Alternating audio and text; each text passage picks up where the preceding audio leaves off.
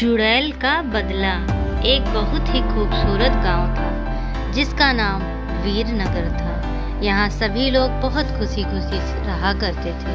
गांव के सभी कुछ अच्छा चल रहा था और इसी बीच अमेरिका से एक फैमिली अपने पुश्तैनी घर में रहने के लिए आती है। उस परिवार में पत्नी, पति और उसका छोटा बेटा रहता है जो अपने हवेली पे रहने के लिए आए थे। सभी के आते ही गांव वालों में खुशी की लहर दौड़ जाती है क्योंकि यह फैमिली कोई और नहीं बल्कि इसी गांव में रहने वाले एक पुराने जमींदार की थी और गांव वाले उनकी बहुत इज्जत करते थे।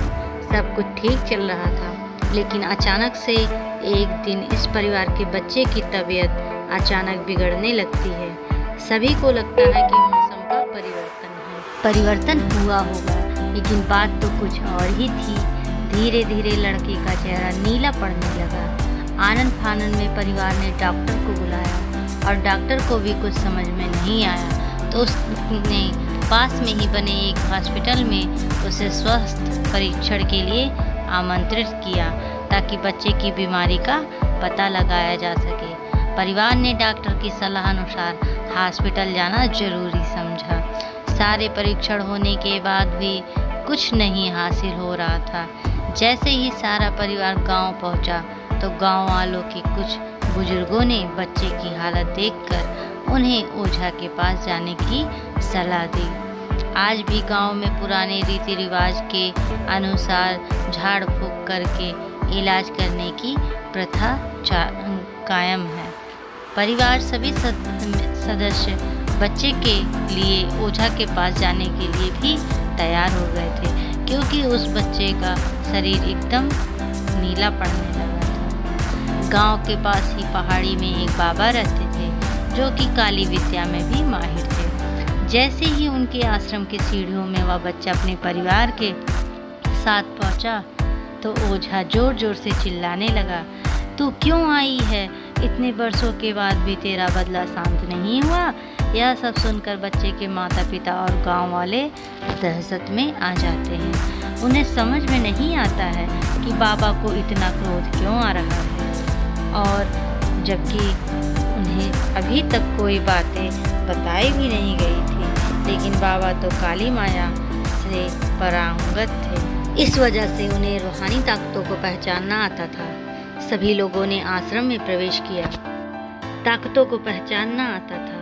सभी लोगों ने आश्रम में प्रवेश किया, लेकिन बाबा ने केवल उस बच्चे को पास आने को कहा। बच्चे की हालत बहुत ही खराब थी। उसकी आंखें लाल हो चुकी थी, उसका शरीर नीला दिखाई पड़ने लग गया था और उसके शरीर का तापमान एकदम आम बुखार से भी ज्यादा था। ओझा ने विभूति उठाकर उसके बच्चे के मुंह पर फेंकी। बच्चा जमीन पर लेट गया और जोर जोर से हाथ पैर हिलाने लगा। किसी को कुछ नहीं समझ आ रहा था कि क्या हो रहा है, कि बाबा की विभूति से ये क्या चमत्कार हुआ कि बच्चा अपने आप जमीन पर ही लेट गया, ऐसी हरकतें करने लगा। तभी अचानक बच्चा अपने पैर की उंगलियों के बल खड़ा हो जाता है और बहुत ही खूंखार औरत की आवाज में ओझा को उसके पुराने नाम से बुलाने लगता है, अरे वो प्रेमनाथ, मैं तुझे नष्ट कर दूंगी।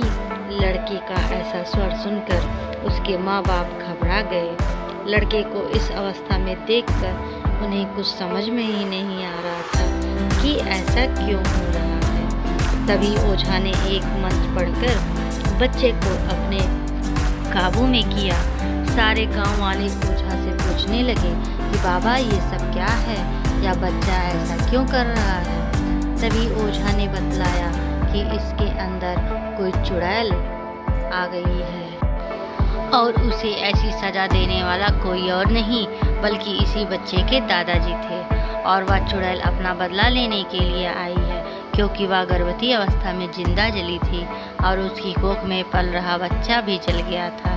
इसी वजह से उस वंश बच्चे को भी दर्दनाक मौत देना चाहती है ताकि उसका बदला पूरा हो सके। ये सारी कहानी जानने के बाद उसके परिवार ओझा के सामने गिड़गिड़ाने लगे।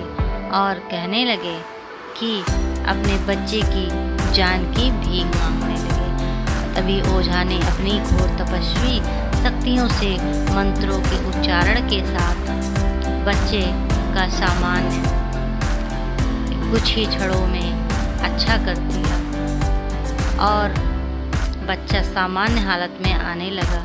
सभी को लगा कि सब कुछ हमेशा के लिए ठीक हो गया है, लेकिन यह तो एक शुरुआत थी।